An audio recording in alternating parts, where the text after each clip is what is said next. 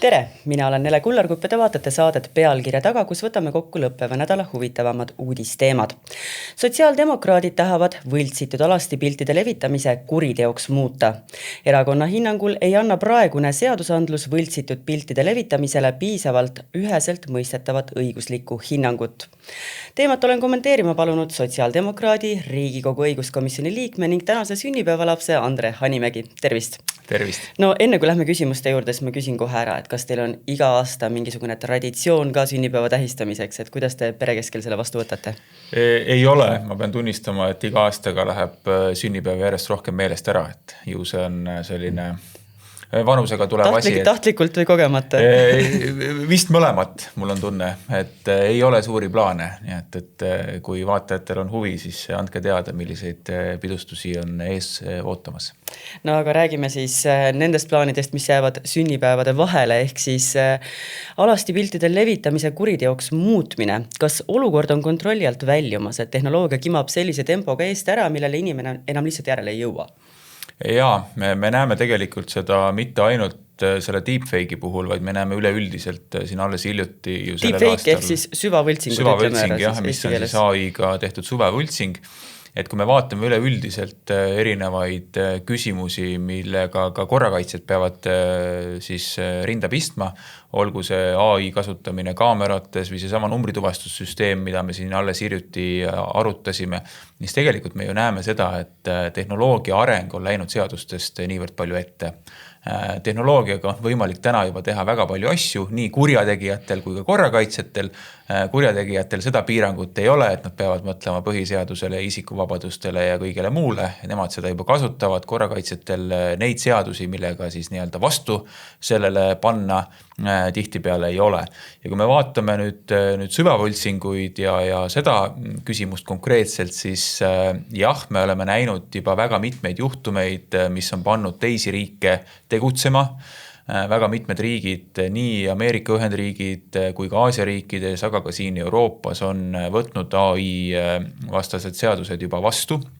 Sellepärast, et on olnud konkreetsed juhtumid Hispaanias koolitüdrukutega, Ameerikas, Texase osariigis, kus nähakse, et senised seadused ja digiplatvormide vastutus lihtsalt ei ole enam olnud piisavad. Kas digiplatvormid on altid tulema nendele seadustele vastu? No vot, siin ongi nüüd see, et ega see seadus, mida ka meie ette näeme, ei ole otseselt nüüd digiplatvormide osas. Et see näeb ikkagi ette selle, et kui sina teed selle süvavõltsingu ja levitad seda, siis on võimalik sind võtta vastutusele. Nüüd digiplatvormide puhul on see, et platvormid ise loomulikult peavad selle materjali kiiremas korras maha võtma, kui sa seda reportid. Ka nende elu teeb see keerulisemaks. Ka nende elu teeb see keerulisemaks, aga lõppkokkuvõttes nad peavad seda tegema ka praegu tegelikult. Küsimus on lihtsalt selles, et kas nad seda ka päriselt teevad. Ja näiteks Ameerika Ühendriikide Take It Down Act, mida siis vabariiklane Ted Cruz koos ka demokraatidega tegi, see oli selline üks väheseid asju, kus oli ühine arusaam nii demokraatidel kui ka vabariiklastel. Take It Down, ütleme siis veel korra otsa telkes, võta see maha, aga tegelikult selle nime taha peitusi väga pikk nimetus. Sellel on väga nii-öelda loogiline eelnõu, enam-vähem täpselt samasugune, et kui on ikkagi tegemist süvavõltsinguga AI poolt tehtud või ka mingil muul viisil, isegi võib-olla keegi on nii hea Photoshopis jätkuvalt, eks ole, et siis on tegemist ikkagi kuriteoga. Ja see tulenes ka ikkagi sellest, et Texase osariigis kooli tüdrukutest tehti siis pilte Snapchatis.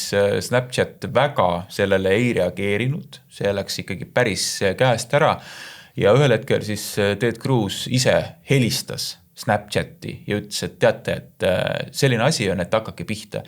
Ja ta ütles, et see ei pea nii olema, et üks kongressi liige peab helistama, et tegelikult peab selline võimalus olema absoluutselt igal inimesel. Ja me nägime, et tegelikult ei ole täna igal inimesel seda võimalust ja ma usun, et kui ka siin vaataja on vahepeal kusagil kirjutanud Facebookis või TikTokis või Instagramis või kus mujal, et tegemist on mitte sobiliku materjaliga, no siis ei pruugi see vastus alati tulla A kiiresti ja B tihtipeale see AI, mis siis neil on, ütleb, et ei, et me ei näe küll mingit probleemi. No te küll osaliselt vastasite sellele küsimusele ära, aga kas teie nägemuses muutub kuriteoks niinimetatud deepfake'ide ehk siis süvavõltsingute tegemine või ka levitamine ja kas need peaksid olema karistatud kuidagi, ütleme, erineva rangusega? Jah, see on nüüd diskussiooni koht, sellepärast, et ka Justiitsministeerium on täna sellist eelnõud valmistamas. Nad ka andsid meile ülevaate kerge, kui meie oma sotsiaaldemokraatide eelnõuga olime õiguskomisjonis. Ja seal oli sõnastus enam-vähem niimoodi, et valmistamine eesmärgiga levitada. Kuidas see sõnastus täpselt saab olema, eks elu näitab, aga seal on nagu mitu tahku, et ühelt poolt võiks ju öelda, et loomulikult peaks ka olema valmistamine nii-öelda kaetud selle eelnõuga. Teiselt poolt on ju selge ka see, et ega riik ei hakka igaühe arvutis käima ja vaatama, mis ta seal teeb või kas ta seal tegi oma tuttavast mingi pilapildi või mitte. Ja see ei ole ka eesmärk ega soov. Ja see ei ole ka eesmärk ega soov. Et eesmärk ja soov on ikkagi see, et kui sa teed seda eesmärgil, ma ei tea, kedagi ähvardada, kellegi nii-öelda au ja mainet rikkuda, et see peaks olema see peamine eesmärk. Kuidas seda nii-öelda siis lõplikult sõnastada, eks see nõuab, ma arvan, sügisel Riigikogu suuremat arutelu. Kas tehisintellekt annab nii-öelda kättemaksu porno levitajatele uue ja piiramatu hoova? Paraku küll, jah.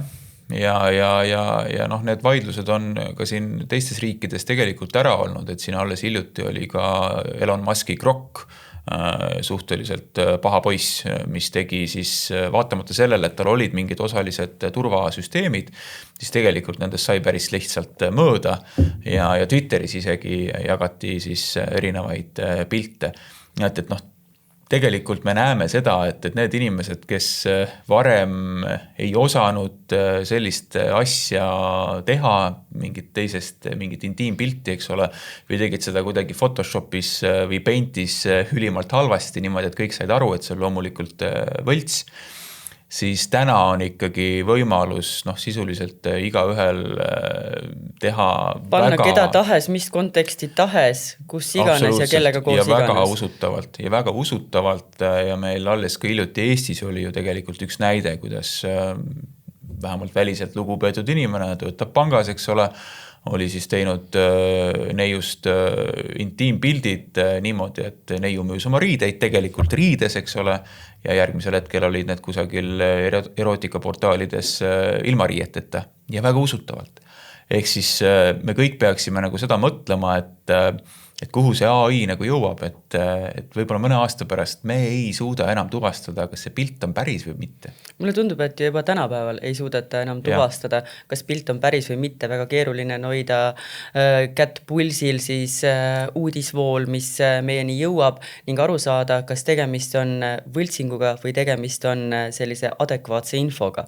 Et kas kuidagi see inimpsühholoogiat hakkab ka mõjutama, et inimesed kas muutuvad paranoilisemaks, ütleme siis selliste tõsiste uudiste suhtes või siis ei usu absoluutselt midagi või usuvad kõike ning seetõttu muutuvad nad kuidagi kurjemaks, ühiskond muutub teineteise peale verisemaks, õelamaks, et on siin need ohukohad tegelikult selgelt välja joonistumas? Ja, siin on väga suured ohukohad välja joonistumas. Esiteks juba see, et ajakirjandust tänu ChatGPT-le ja muule saab sisuliselt teha juba peaaegu igaüks, et nii-öelda ajakirjandust. Et kui me vaatame ka sotsiaalmeedias ringi, siis kui palju on erinevaid filosoofe ja teadjaid tekkinud pärast tehisintellekti tulekut nagu juurde. Inimesed laigivad, kommenteerivad, ütlevad, vau, nii head mõtted, eks ole. Tegelikult me saame aru, et need on tehisintellekti mõtted ja sinna võib sisse panna ükskõik mida.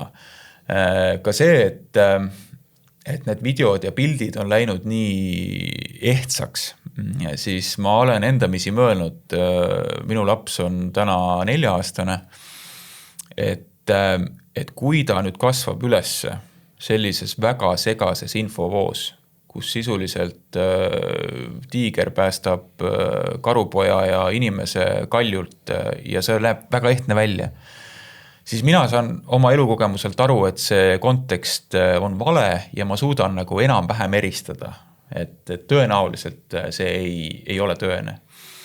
aga noorte puhul mul on küll hirm. Põlvkond, kes on sünnist saati selles ümbritsetud, eks ole, et sa ei tea, kas see on õige või vale. Ma olen päris mures, et mis tegelikult saama hakkab. Öeldakse, et kõik, mis internetti on paisatud, jääb sinna igavesti tiirlema, et kas tegelikkuses on meil võimalik seega rääkida võltsitud piltide vastu võitlemisest või saame tegeleda vaid tagajärgedega, karistadeski pildi või sisu loojaid? No ma arvan, et see on mõlemad koos tegelikult, et ega kui meil on ikkagi väga selge karistusmehhanism, siis ma tahaks loota, et see hoiab ka teatud hobuseid. Selles mõttes, et kui ma tean, et ma saan karistada versus, et ma tean, et ma ei saa karistada, siis äkki see hoiab neid inimesi ka sellist asja tegemast.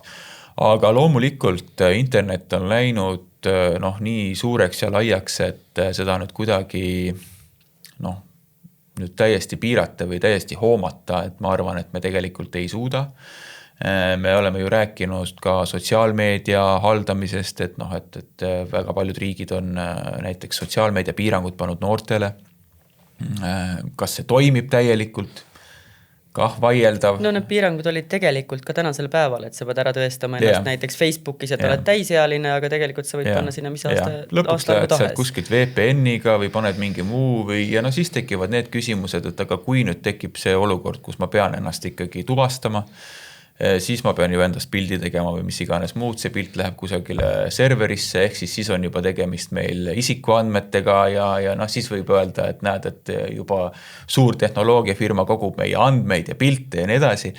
Et me oleme tegelikult nagu ülikeerulises olukorras, kus me ühelt poolt peaksime nagu asju hakkama piirama ja mõtlema, et kuidas nagu edasi, aga teiselt poolt me elame veel sellises nii-öelda vanas ühiskonnas, kus me ju ei taha tegelikult anda oma pilte, oma andmeid, oma teadmisi, oma isiku nii-öelda tuvastuse asju. Et lõhkise küna ees igal juhul. Täiesti lõhkise kuna sees, absoluutselt. Kas me võime täna rääkida ka seesuguste piltide levitamise hüpoteetilistest tagajärgedest ohvritele, et mis on need kõige mustamad stsenaariumid? No kui me vaatame täna vaimse tervise muresid laiemalt, siis me ei ole kunagi olnud nii halvas seisus. Noorte vaimne tervis Eestis on väga halb. Siin võib olla erinevaid põhjusi, aga kindlasti on see ka sotsiaalmeedia ja internet. Ja kui te kujutate ette, milline kahju võib sündida sellest, kui keegi teist paneb üles mingisuguse palja video, palja pildi, mingisuguse teo, mida te ei ole teinud, aga teised usuvad, et te olete seda teinud, siis see on ikkagi katastrofaalne. Et see võib tähendada tegelikult seda, et inimene kas on väga suures mures pehmelt öeldes või ta tegelikult võib endale ka liiga teha. Et meil oli õiguskomisjonis ka huvitav arutelu, kuidas, kui me siis tutvustame seda eelnõud, et siis komisjoni aseesimees härra Ernits ütles, et miks te sotsid kogu aeg neid seksi asju ajate, eks ole, et tehke midagi muud. Ja AI neid meeme ja videosid on ju palju, eks ole, et miks te kõige sellega ei tegele. Ja iseenesest peakski tegelema, aga minu nii-öelda vastus on sellele, et mõelge nüüd ise, kumb on teile nagu kahjulikum ja kumma puhul te tunnete ennast halvemini. Kas see, kui keegi teeb minust video, kus ma tantsin karuga, või see, kui keegi teeb minust video, kus ma tantsin paljalt. Mina eelistaks seda esimest kui seda teist. Et see on väga vajalik, et me sellele asjale paneks piiri võimalikult kiiresti, sellepärast et see võib viia ka Eestis väga traagiliste tagajärgideni.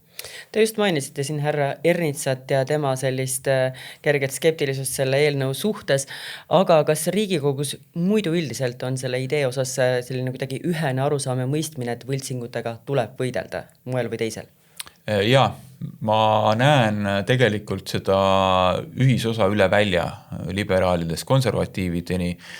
Kõigil on võib-olla küsimus selles, et miks ainult keskenduda intiimpiltidele, et tegelikult võiks ju keskenduda kogu AI-le, sest ega ka see muu küsimus sellega on, nagu me ennist ka rääkisime, problemaatiline, et noh, ma ei tea, kui meil on siin ju ka olnud tuntud arste, riigikogulasi, kelle videosid siis pannakse kusagile YouTube'i ja kes reklaamivad, ma ei tea, potentsiravimeid, eks ole, kuigi nad tegelikult seda ei tee. Olen ka ise antud konteksti sattunud, olles uudiste diktor, siis on kasutatud minu pilti, võetud see eetri nägu nii-öelda ja pandud see mingisuguse suvalise asja reklaamimiseks kuhugi üles. See ei ole võõras meile kellelegi. Absoluutselt ja tegelikult loomulikult tuleks ka neid asju nagu käsitleda. Ja noh, seal tekib ka jälle alati see küsimus, et kust läheb siis piir nii-öelda sõnavabaduse, et kui ma teen mingit meemi või mingit nalja või mingit huumorit, panen selle TikToki ülesse kellegi teise näoga, et noh, et kas see on siis nii-öelda kuritegu, ei ole kuritegu, et need nõuavad nagu pikemat arutelu tegelikult. Aga nende intiimpiltide puhul mina näen küll, et Riigikogus on tegelikult üksmeel olemas, et see on probleem, see ei ole Eestis veel võib-olla tulnud avalikkuse ette nii suure murena nagu võib-olla mõnes teises riigis, aga kui ma ka seda eelnõu tutvustasin ja pärast saadud tagasiside põhjal siin sotsiaalmeedias ja mujal, siis tegelikult öeldi ka, et tead, et Eestis on täpselt samamoodi, kus juba koolides käib selliste piltide levitamine, kus käib ähvardamine, et kui sa ei tee mulle seda või ei saada mulle seda, siis ma panen sinust selle pildi ülesse. Nii et see tegelikult Eestis on kerimas, see on kerimas kusagil veel nii-öelda radarite all. See tundub nagu selline mõeldamatu vaimne vägivald olevat. Absoluutselt. Aga kahjuks on see reaalsus. Ja see võibki niimoodi olla, kus siis inimest hakatakse ähvardama ja sa oled ühel hetkel olukorras, kus, aga mida ma teen? Kelle poole ma pöördun? Jah, sa võid minna tsiviilkohtusse, eks ole, sa võid minna politsei poole ja peabki minema politsei poole. Aga selleks peabki see seadus olema mustvalge, et inimene teaks, et kui minust sellist asja nagu tehakse või oodatakse või ähvardatakse, siis tuleb minna politseisse. Kas tänaseks on Eesti kohtusüsteemis loodud ka mõni pretsedent, kus keegi on selle keerulise tee ette võtnud, et endast loodud sobimatute võltsingute vastu võidelda? Et on teil teada midagi sellist? Noh, tehisintellektiga tehtud piltidest mul sellist teadmist ei ole. Et me oleme seni rääkinud eelkõige Eestis ju nii-öelda kättemaksupornost nende piltide puhul, mis on siis päris reaalsed pildid, mida keegi on lihtsalt levitanud loata. Mida keegi on, eks ole, noor armastus on oma vahel saadetud ja siis ühel hetkel siis kumb pool selle siis avalikuks teeb, eks ole, mingitel põhjustel. Ja siin oli alles hiljuti siis see Discordi kaasus, kuidas siis oli Eestis terve grupp loodud, kuidas siis Eesti neiusid seal grupis siis avaldati. Et need inimesed said, vähemalt serveri haldajad said nagu karistada, kas piisavalt, noh, eks see on nüüd iga ühe ise küsimus, aga kahju on püsiv. Aga kahju on püsiv ja tõenäoliselt see mõni 1000 eurot trahvi ei ole kindlasti nii-öelda see karistus või see õiglus, mida need ohvrid tegelikult oleks oodanud. Te juba ääriveerisin mainisite neid poliitiliste meemide tegemist ja nii edasi, et poliitikute jaoks on nii-öelda meemimeistrid juba ammu ilmselt pinnuks silmis, et kui võltsingute sisu ja iseloom ei ole pornograafilise alatooniga, kas ka see oleks teie nägemusest karistatav, et tegemist on ju jätkuvalt inimese näo, keha või identiteediga, mida siis kuidagi rüvetatakse? Jah. Olete ise sattunud mõne poliitilise meemi peale või mingisuguse pilapildi peale? Ei tule hetkel ette, et oleks nüüd tehtud mingi selline video, kus ma nüüd täiesti usutavalt midagi teen või räägin või olen, aga sellega juba ähvardati mind, et kui ma selle deepfake'i eelnõuga edasi lähen, et küll siis minust tehtakse ka. Inimesed võtavad seda kuidagi hästi valuliselt, ma ei tea miks, et ju siis on need inimesed ise selle deepfake'i kasutajad. Aga noh, võt see ongi nüüd see küsimus, et kuhu me selle piiri täpselt tõmbama, et ma ei taha ka nagu ühiskonda, kus igasugune selline huumor või satiir oleks nagu keelatud, et ma arvan, et siis me läheme väga libedale teele. Aga nõus, et ma ei taha ka ühiskonda, kus sina ajakirjanikuna midagi soovitad, mida sa ilmselgelt ei soovita või mina ütlen midagi, mida ma tegelikult ei ole öelnud või teen midagi, mida ma ei ole teinud. Et ma arvan, et see piiri tõmbamine nõuab natuke pikemat ühiskondlikku debatti, et kas me suudame seda juriidiliselt nii kirjutada, et kui see on ikkagi tegemist sellise arusaadava satiiri ja huumoriga, et kui inimene, kui nii-öelda juriidikas on selline keskmise mõistliku inimese mõte, et kui keskmine mõistlik inimene saab aru, et tegemist on huumori ja satiiriga, et siis see, ma arvan, peaks olema lubatud. Aga kui keskmine mõistlik inimene vaatab seda videot ja saab aru, et tegemist on mingisuguse päris videoga, kus inimene teebki midagi kurja, siis ma arvan, et see peaks olema keelatud. Jah. Te mainisite ühiskondlikku debatti, et kas inimesed võivad arvestada sellega, et sellesse debatti on kaasatud erinevad huvigrupid või jääb see ikkagi tasemele, kus Riigikogus tekib mingisugune vaidlus, mille läbivaks jooneks saab olema koalitsioon versus opositsioon, mis tähendab seda, et olgu tegemist niivõrd hea ideega või halva ideega kui tahes, et kuidas kellelegi, et kokkuvõttes ei teki seal seda sisulist arutelu. Ma tahaks loota, et selle eelnõu puhul seda ei juhtu, sellepärast, et see ei ole veel kord küsimus ju maailmavaatest, et ma arvan, et ja loodan vähemalt, et kõigi maailmavaade on selline, kus hinnatakse seda, et inimest ei tohi panna olukorda, milles ta ei ole absoluutselt mitte mingilgi moel süüdi ja see olukord võib viia väga traagiliste tagajärgedeni. Et ma tahaks arvata, et seda ei juhtu. Loomulikult, kui läheb eelnõu menetlemiseks, toimub kooskõlastamisringid, toimub kaasamisringid ja siinkohal on mul ka kõigile inimestele soovitus, et olge ka ise aktiivsed, andke märku nendest juhtumitest, mis on juba Eestis olemas. Teie postkast on avatud? Minu postkast on avatud, ma väga hea meelega tahaks aru saada, mis tegelikult toimub, sest tõesti, ega mina ka tõenäoliselt ei tea nagu veeranditki sellest, mis tegelikult toimub Eesti koolides. Nagu te ütlesite, et kui teile tundub, et Eestis ei ole see probleem nii tõsine, et siis see võib olla ainult selline illusioon, et tegelikult on olukord märksa hullem. Ja, sellepärast, et ega meie ju saame ka oma informatsiooni kas siis politseilt või siis meedialt. Meedias on olnud mõned juhtumid juba praegu ja politsei, ma arvan, on lihtsalt ka see, et politsei poole lihtsalt väga paljud inimesed ei pöördu, sest nad ei julge pöörduda, B, nad ei ole kindlad, kas sellest on kasu. Kas AI või siis tehisintellekt muudab inimeste elu kergemaks või on see ohukoht, mille täit ulatust on täna isegi keeruline prognoosida? Ta muudab kindlasti kergemaks, ma arvan, igaühe elu, kes seda AI-d oskab kasutada, aga minu küll kindel seisukoht on see, et ühel hetkel tuleb teatud AI võimalused nii-öelda tavainimeste jaoks ikkagi kinni keerata. Et see on selline, kõlab võib-olla mitte väga populaarse arvamusena, aga ka täna tegelikult juba nii-öelda see viimane Anthropicu AI ühel hetkel pandi tegelikult teatud asjad tavakasutaja jaoks kinni, isegi kui sa selle eest maksid, sest see on liiga võimas. Sest see on lihtsalt liiga võimas tööriist. Ja ma näen, et me ühel hetkel oleme selle olukorra ees, kus jah, AI jääb sind abistama, jääb sulle, ma ei tea, mingit teksti vormistama, jääb sulle midagi kalendrisse panema, see kõik on väga okei. Aga on oht, et inimene ei suuda adekvaatselt hallata kõiki neid võimalusi. Et kas me tegelikult nagu niivõrd võimsa tööriista saame anda igaühe kätte täiesti piiramatult, ma ei ole selles kindel. Ja me tegelikult ju näeme ka täna, kas või see sama pettuste küsimus. Kui ikkagi petturid juba kasutavad sinu tütre häält, nägu, teavad temast kõike, kus ta koolis käib, mis ta teeb, mis sinu nimi on, mis teie koera nimi on, eks ole.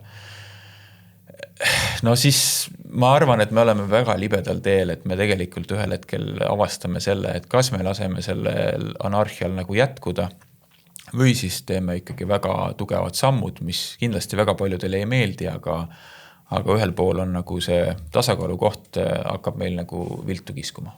Andre Animägi, ma tänan teid selle vestluse eest ja ma soovin teile ilusaid jätkuvaid sünnipäevapidustusi. Midagi võiks ikkagi teha. Aitäh ja turvalist suve ning jaanipäeva.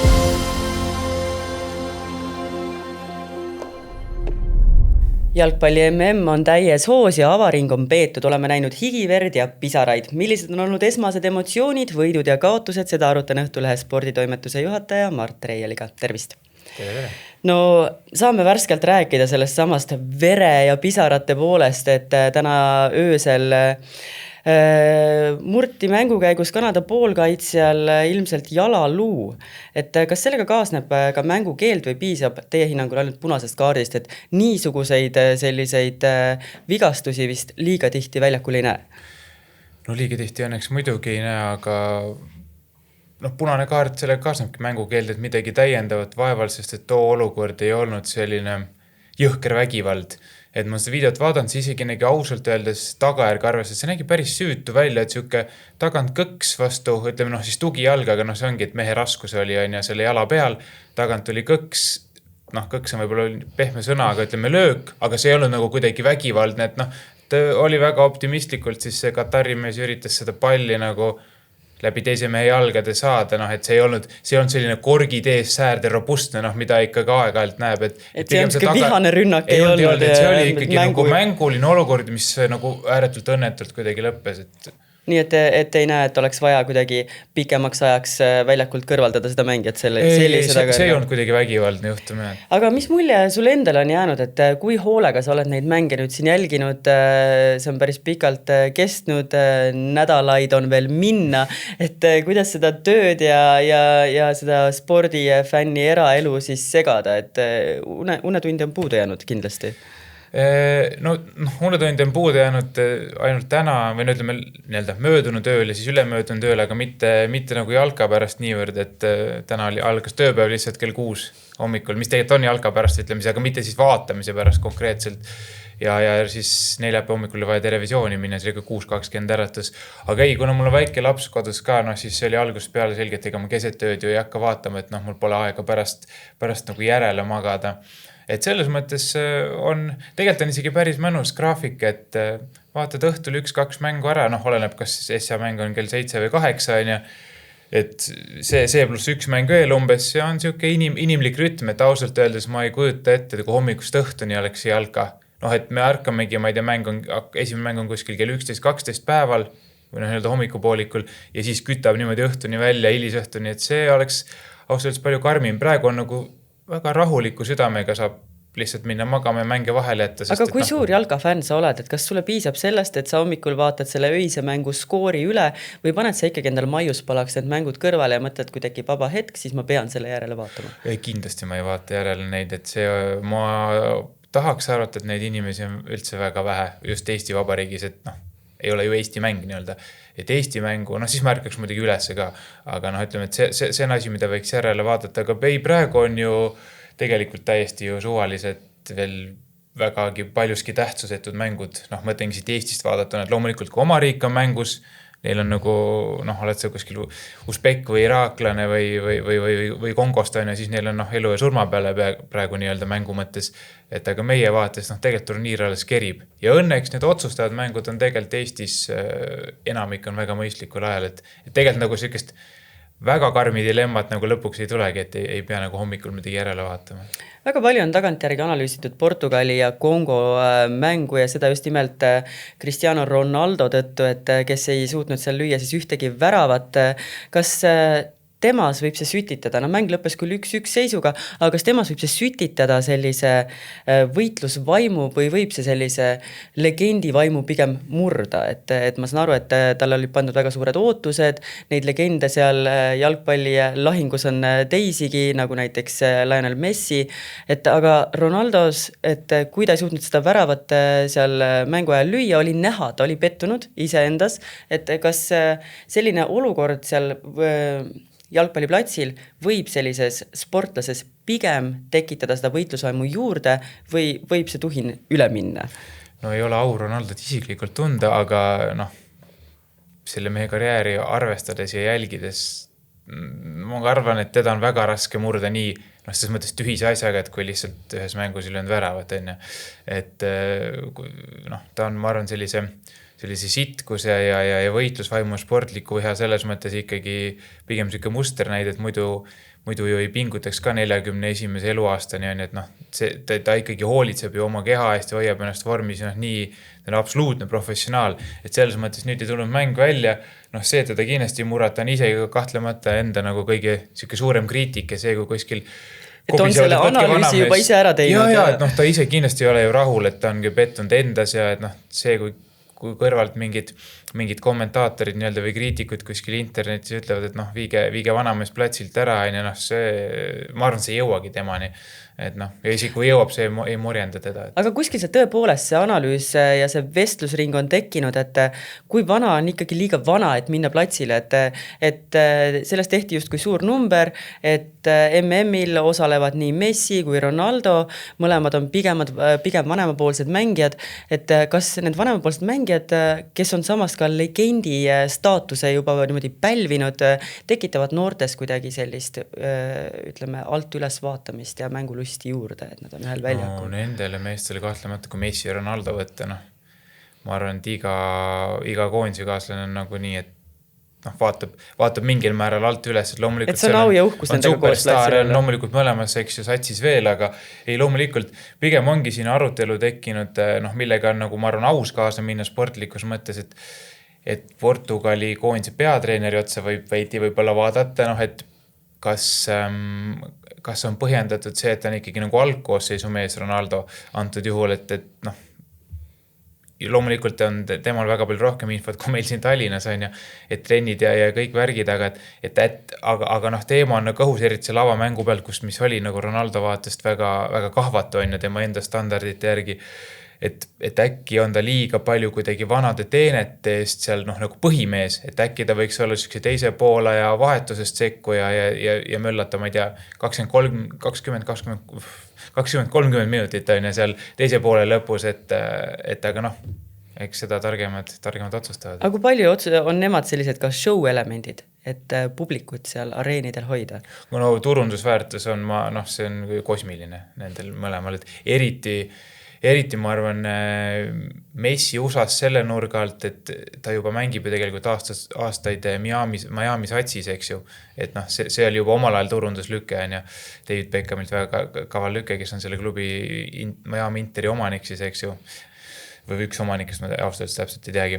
Et neil turundusväärtus, noh, see on selles mõttes FIFA ja kõik need muud sponsorid võivad ainult käsi hõõruda, et noh, jumal tänatud, et nad ühe korra veel kohal, et ükskõik kui head või halvad nad on, no Messi on muidugi fantastiliselt, pani 3 väravat kohe Alžeeriale, eks ju, aga see, et isegi kui nad on nii-öelda justkui ütleme väga halvad, või siis inimesed tahavad neid näha, et noh, mida nad siis veel suudavad, et see nende tase selles mõttes ei ole oluline, et neid tuleks vaatama nii ehk kuni viimase mänguminuti nende karjääris. No täpselt, et Messi lõi 3 väravat Alžeeria vastu, et tiitlikaitse Argentiina on enda taset näidanud, aga Messi ju tegelikult läks sinna MM-ile taastudes alles ise reielihase vigastusest, et seal platsil teda vaadates ta ei olegi see mees, kes nende noortega kaasa jookseks, et seal on pigem, kas seal on pigem siuke strateegiline mäng, või kogemus või mis temas nagu räägib kõige rohkem?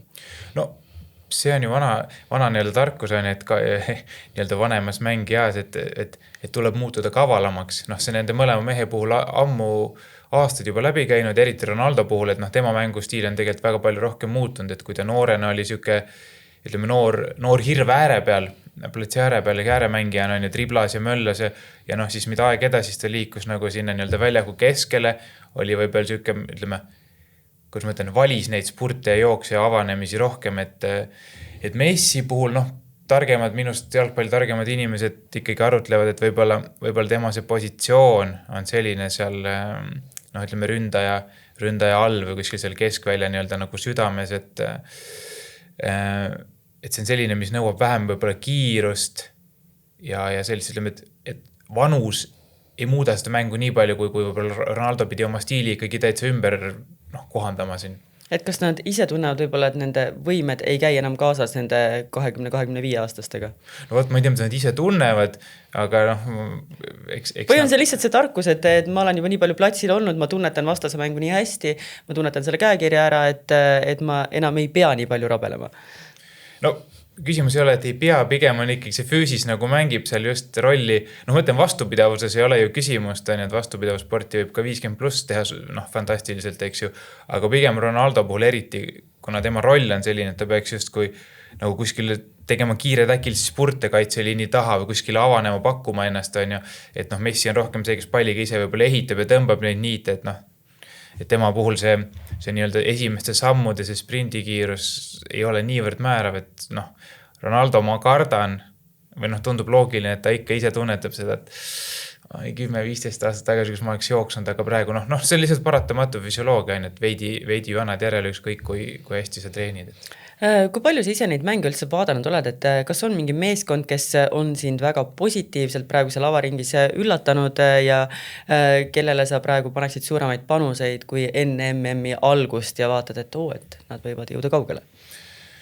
No selles mõttes vara ütelda, pluss mul kindlasti ei ole nagu adekvaatset ülevaadet kõikidest mängupiltidest, et me olen neid öiseid mänge on ju vaadanud, nagu ma mainisin, et skooride ja teemadega ma olen loomulikult kursis, aga siin võitu neid asju ma väga veel vara jagada, et kellele sa ise pöölt hoiad? Mina hoian pöölt Hollandile täiesti põhjendamatult, et lihtsalt lapsepõlvest ei ole siin mitte midagi ratsionaalset ei ole taga.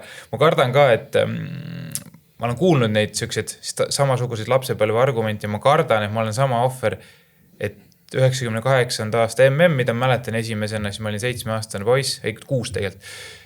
Et arvatavasti et lahedad oranžid särgid. Ja lihtsalt see kuidagi hiljem läks, et seal on olnud läbi nagu aastat igasuguseid ägedaid mängeid ka, et loomulikult kui ma olen praegu 34, siis ma ei vaata et ägedad särgid, aga et see on kuidagi nagu jäänud, aga ma olen nagu avatud alati turniiride jooksul nii-öelda teistele meeskondadele ka, et kes kuidagi avanevad selliselt ägedalt, et nüüd MM-il näiteks ma väga nagu huviga jälgin Norrat, SA-mäng oli öösel, Iraagi vastu seda ma ei näinud, aga kuna nad seal juba nüpeldasid, siis ühe jalaga on nad juba edasi pääsenud, nii et loodetavasti mõni järgmine mäng nagu klapib Eesti inimese ajakavaga paremini, et Norra on üks selline äge sats, kus võib ka tulla pauk, mida ütleme nii-öelda ajalooliselt ei oodata, aga samas on seal väga, väga kõva mängijate nimekiri. Mida sa arvad joogipausidest? Tõmbavad nad mängutempo maha? Ei, muidugi tõmbavad, 3 minutit järsku midagi ei toimu, et selles suhtes see ongi tegelikult see reklaamipaus, ütleme nii-öelda ausalt, ametlikult on joogipaus, aga tegelikult on see reklaamipaus, et ei, see on harjumatu, ütleme, kus ma ütlen, ma ei tea. On see harjumatu ainult vaatajatele või on see harjumatu ikkagi ka mängijatele endile, et nagu need kommentaatorid on seal pidevalt ka öelnud, et tavaliselt need väravad kipuvad tulema kas vahetult enne joogipausi või kohe pärast seda, et siis see treener saab ikkagi nendega seal vestelda, et kas need hoiaksid joogipauside ära olemine, hoiaks kuidagi seda mängutempot paremini üleval? Või küsimus on sellest, joogipaus on enne ka olnud, eks ju, kui on palavad ilmad, ma panen puusalt, ma ei tea, mis see protokoll täpselt on, aga ikka stiilis 30+ on ja kraadi, neid on enne ka tehtud, aga siis need on olnud päriselt joogipausid, et võistkond on läinud veepudelist 3 lonksu ja läheb edasi, et a la minutiga saame hakkama, võib-olla isegi vähem, eks ju. Et nüüd on see 3 minutit rangelt, sest reklaam jookseb, on ja, eriti USA telekanalites, aga kas harjunud. Küsimus on selles, see lihtsalt muudab mängu dünaamikat, et põhimõtteliselt võibki selle jalgpallist on saanud korvpall, nii öelda, et 4 veerandaega tegelikult on juba aus ütelda, sest et siin on nii paljudes mängudes on neid näiteid, et see 3 minutiga on nagu mingi võistkond, kes ütleme, et enne seda on olnud näiteks hädas, on suutnud teha mingeid korrektuure ja pööranud mängupildi täiesti ümber, et see lihtsalt see on nagu täiendav selline mõttepaus, et ta hakib mängu ära, et seal on treeneritel on võimalik nii palju muuta selle pausi ajal, sest 3 minutit on ikkagi pikk aeg ja seal kogu aeg intensiivne töö käib. Et vaatavad, et see esmane strateegia ei töötanud ja siis mängivad selle joogipausi ajal ümber. Just. Ja seal tulebki mängu, selles mõttes, et seda võib kiruda ja kurta lihtsalt, et kuidas ma ütlen, mäng muutub lihtsalt jalgpalli olemus, aga samas seda võib ka teisipidi nautida selle nurga alt, et jälgida, et okei, et treeneri töö sükest meisterlikust, et kes kui palju suudabki nüüd nagu mängu muuta selle pausi ajal oma instruktsioonidega, eks ju, et ütleme kodus diivani peal, ta selles mõttes mind nagu mingi uskumatult ei häiri, et siis ongi paus, ma ei tea, tõusen püsti, toon, ma ei tea, vett juurde või scrollid telefonis vahepeal mingid uudised või kirjutad sõbrale, et see nagu kodus tegelikult on suht suva. Aga võtame lõpetuseks selle jalka MM-i hoopis teise külje pealt kokku, et kas jalgpalli MM on mingisugune meelelahutuslik spordiüritus tegelikult selles suhtes, et seda ei jälgi ainult süva spordifännid, vaid see toob ikkagi inimesed kokku. Ja, see haarab, see on ju maailma kõige suurem spordisündmus üldse. Et, tunnetad sa ise enda sõpruskonnas praegu seda? Ei, seda on ma tunnetan seda selles mõttes alati, et see algavad ju igasugused jälle kuskil mingid ennustusvõistlused, pannakse jälle punte kokku, eks ju, kõik, ma ütlen, et see sellega on nagu kursis mingil määral kõik inimesed, keda tegelikult ei huvitagi, kes võidab või võib-olla ei tea mingeid mängijaidki, aga alati keegi on ikka kellegi poolt lihtsalt nagu kus ma ütlen, et siis on see hasart püsib, jah? No jaa, et tuleb kellegi poolt olla, pluss kogunevad ja sõpruskonnad vaatama lihtsalt mänge, et sealt peagi pooled inimesed võib-olla üldse ei huvitav on, ma ei tea, pildikult öeldes seljaga televiisori poole, eks ju, aga nad on ikka pundist, tahavad olla kuidagi see jalgpalli MM-i melu, et see nagu iga 4 aasta tagant, see kuidagi haarab nagu maailma, et tegelikult see on veidi ju nagu kummaline või arusaamatu nende riikide puhul, kes ei osale, et mida me siin Eestis nagu mis me nüüd nii väga peaksime haaratud olema, aga kuidagi jalgpall on ju maailma kõige suurem spordiala, et midagi selles MM-is on, et see nagu võlub kõik ja muidugi kohapealsed videod on ju alati lahedad, et sotsiaalmeediat soovitan scrollida usinalt, et seal näeb igasugu lõbusaid videoid kuskilt tänavatelt ja möll saab alati nendes riikides, kus turniir toimub, et pidu ja nalja selles mõttes kõvasti, et Mart, poole juulini on veel pikk tee minna, pead vastu. Sporditoimetus peab vastu. Peab pidama, mina muidugi õnneks enne turniiri selles mõttes võib öelda, et ei pea vastu või suundun puhkusele 7. juulil äkki või. Nii et lõpus peavad mehed ilma minuta hakkama saama, aga küll nad saavad. Mart, ma tänan sind selle intervjuu eest ja ma tänan ka teid, head vaatajad, selliseks meie seekordne saade kujunes. Tuletan meelde, et saade pealkirjad taga on järelvaadatav Õhtulehe YouTube'i kanalist ning ka Spotify'st. Mina kohtun teiega taas, aga juba järgmisel reedel ikka Õhtulehes.